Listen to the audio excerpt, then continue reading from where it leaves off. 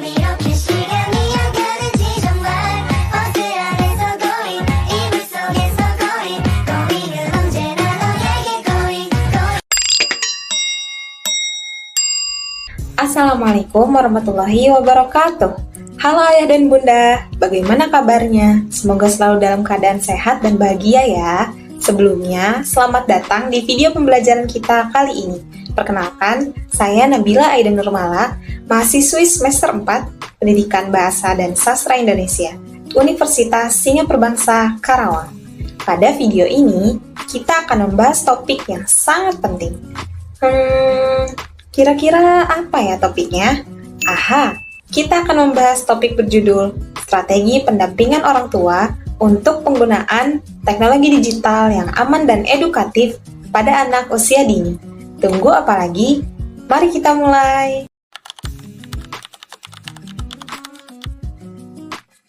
Sebelum kita masuk ke dalam materi utama, mari kita pahami terlebih dahulu apa itu strategi. Strategi adalah rencana atau langkah-langkah yang dirancang secara sistematis untuk mencapai tujuan tertentu. Dalam konteks pendampingan orang tua, strategi ini mencakup berbagai metode dan pendekatan yang dapat dilakukan untuk memastikan anak-anak menggunakan teknologi digital secara aman dan bermanfaat. Jadi, strategi ini sangat penting karena tanpa rencana yang jelas, kita mungkin akan kesulitan dalam membimbing anak-anak kita. Di era digital ini, teknologi sudah menjadi bagian tak terpisahkan dari kehidupan kita, termasuk kehidupan anak-anak.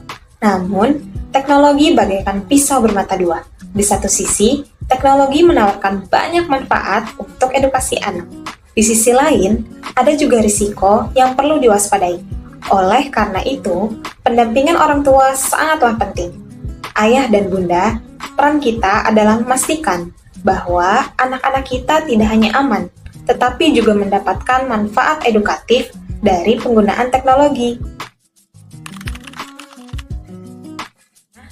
Nah, yang pertama, kita perlu mengenali perangkat dan aplikasi yang digunakan oleh anak-anak.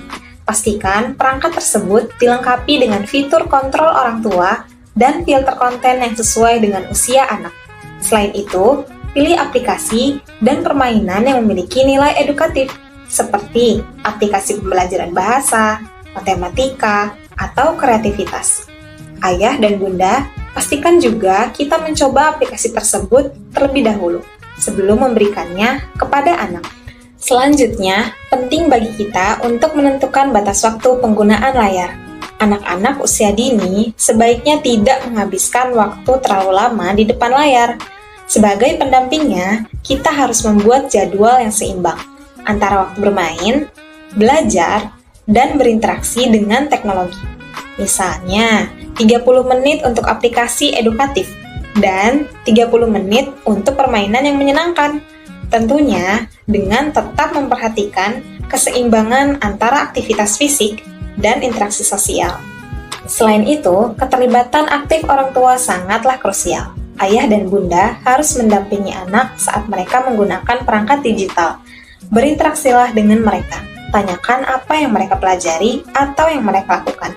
Hal ini tidak hanya membantu kita mengawasi konten yang mereka akses, tetapi juga memberikan kesempatan untuk memperkuat ikatan emosional dengan anak.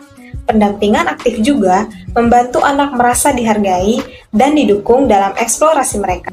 Nah, jangan lupa kita juga perlu mengajarkan anak tentang keamanan digital sejak dini. Ajarkan mereka untuk tidak membagikan informasi pribadi, seperti nama lengkap, alamat, atau nomor telepon kepada orang asing di internet. Ayah dan bunda, kita juga perlu memberikan contoh penggunaan teknologi yang bijak dan bertanggung jawab, sehingga anak-anak bisa meniru perilaku positif kita. Terakhir, jangan ragu untuk mencari bantuan jika diperlukan. Ada banyak sumber daya dan komunitas yang dapat membantu kita sebagai orang tua dalam mendampingi anak menggunakan teknologi digital. Ayah dan bunda, mari bersama-sama kita bisa menciptakan lingkungan yang aman dan edukatif bagi anak-anak kita di masa digital ini.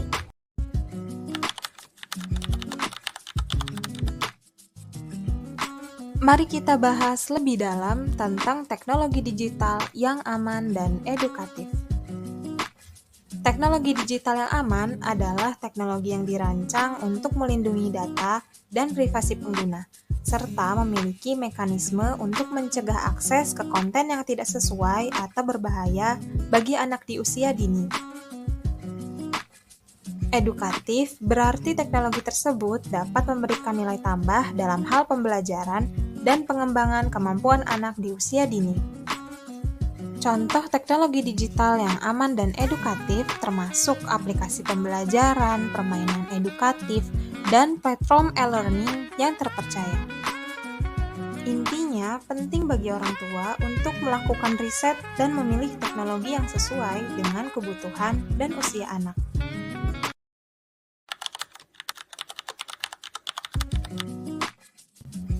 Sekarang, mari kita bahas lebih mendalam mengenai manfaat dari strategi pendampingan orang tua untuk penggunaan teknologi digital yang aman dan edukatif pada anak usia dini. Yang pertama, pengembangan keterampilan digital yang sehat. Dengan pendampingan yang tepat, anak-anak dapat belajar menggunakan teknologi secara bertanggung jawab dan efektif. Mereka akan memahami bagaimana menggunakan perangkat digital untuk tujuan pembelajaran dan kreativitas, bukan sekedar hiburan semata. Yang kedua, meningkatkan kemampuan kognitif. Teknologi digital edukatif dapat membantu anak-anak dalam mengembangkan kemampuan kognitif seperti pemecahan masalah, logika, dan berpikir kritis. Aplikasi pembelajaran matematika atau bahasa misalnya, dapat membuat proses belajar menjadi lebih interaktif dan menyenangkan pada anak usia dini. Yang ketiga, menumbuhkan minat belajar. Penggunaan teknologi yang tepat dapat menumbuhkan minat belajar pada anak-anak. Aplikasi dan permainan edukatif seringkali dirancang dengan cara yang menarik dan menyenangkan, sehingga anak-anak lebih termotivasi untuk belajar hal-hal baru. Yang keempat, keamanan digital yang lebih baik. Dengan strategi pendampingan yang baik, orang tua dapat mengajarkan anak-anak tentang pentingnya keamanan digital. Anak-anak akan belajar untuk tidak membagikan informasi pribadi dan mengalami risiko yang ada di dunia digital. Yang kelima, keseimbangan antara aktivitas digital dan fisik.